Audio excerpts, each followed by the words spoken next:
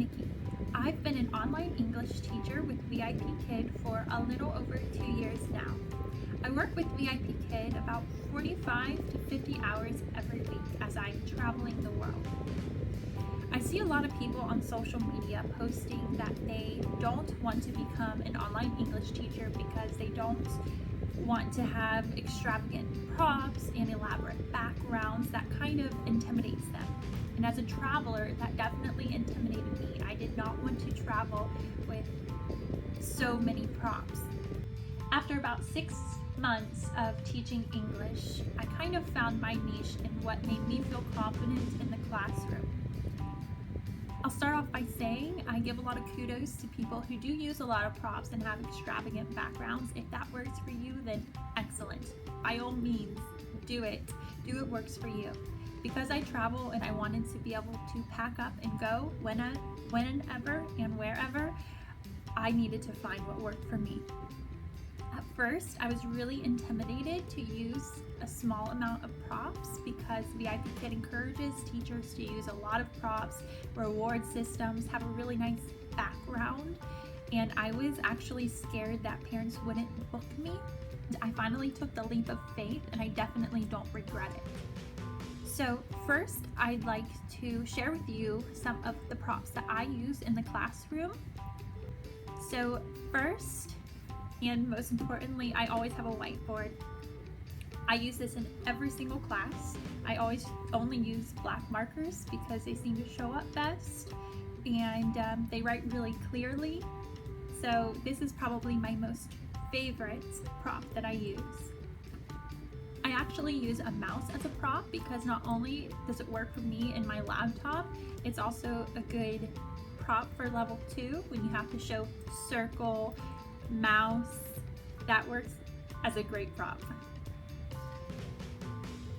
In pre-VIPKID and a little bit in level 1, maybe even level 2, you have to talk about bananas and apples. So I use this. I got this out of a claw machine in Japan, so this works as a great banana prop, and an apple flashcard. Anything like shapes or anything, I'll just draw them on the whiteboard. That works for me. Letters, that works for me. I used to have like the magnet letters, but they just got so disorganized, and I figured, well, it's literally the same thing on a whiteboard, so I just draw it on the whiteboard. Lastly, I use a microphone. I use this when I'm singing or when I need them to talk. I'll tell them to talk in the microphone. If I don't have a prop to explain something and the student just is not getting what I'm trying to teach them, I will show them on my iPad. I'll Google real quick. TPR is a great thing to use, especially if you're a minimalistic teacher. Since I'm not using the props, I really do have to explain with my body what I'm doing. Many times I'll get up, I'll show them with actions what maybe some verbs are. If we're talking about feet, I'm not afraid to actually show them my feet, my legs, my knees, my shoulders. I will show them what I'm talking about usually. So when I first started teaching, I was so intimidated to use rewards. It literally just did not come natural to me to say, you get a superhero, or play a game with the student. My students just did not seem interested in anything I would talk about. So I eventually just went to stars. It's literally the easiest thing. At the beginning of class, I'll make sure that they know that that's the reward because VIPKID wants you to give them a reward. So I will give them an extra star. So they always get 5 stars at the end of the class. I'll say, if you do a good job, you will get 5 stars. You get a star! Yay! And I'll do a little dance for them. If they're level 7s, I won't do it. If they're level 6s, I probably wouldn't do it. But about maybe 4 and below, I'll give them a star. If they're completely not interested, then I probably won't give them a star. Of course, I'll give them the VIPKID stars though. They always get 5 VIPKID stars. And if they do a good job, they get extra glittery stars. So as a teacher, I always have just a solid background. I did put in my bio for VIPKID that I am a minimalistic teacher. and that I focus on the educational content more than I do the props. Some teachers say don't do this.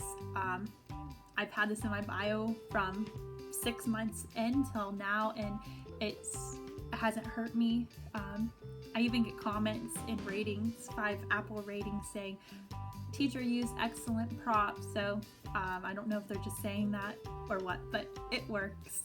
I'm not trying to boast or anything, but I will show you. I have over 1,000 5 Apple ratings. I've had 4 Apple ratings before.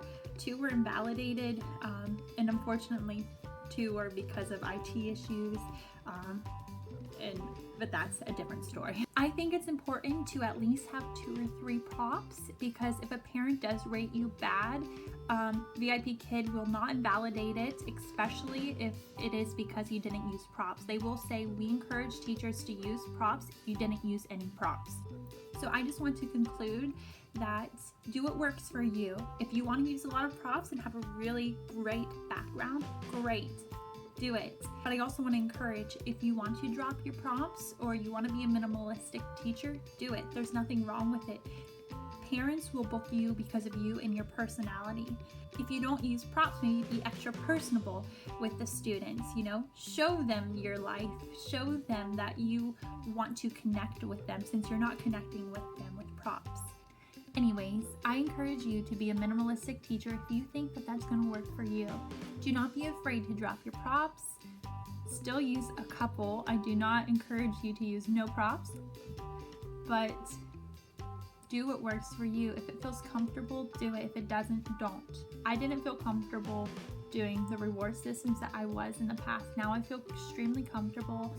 I can now relate to the students. Again, I'm not saying that my way is the right way or the only way. Everybody has their own teaching methods. This just works for me. And I hope it does for you if this is what you want. If you have any questions, drop a comment below. I'll try to answer you. And I will see you later.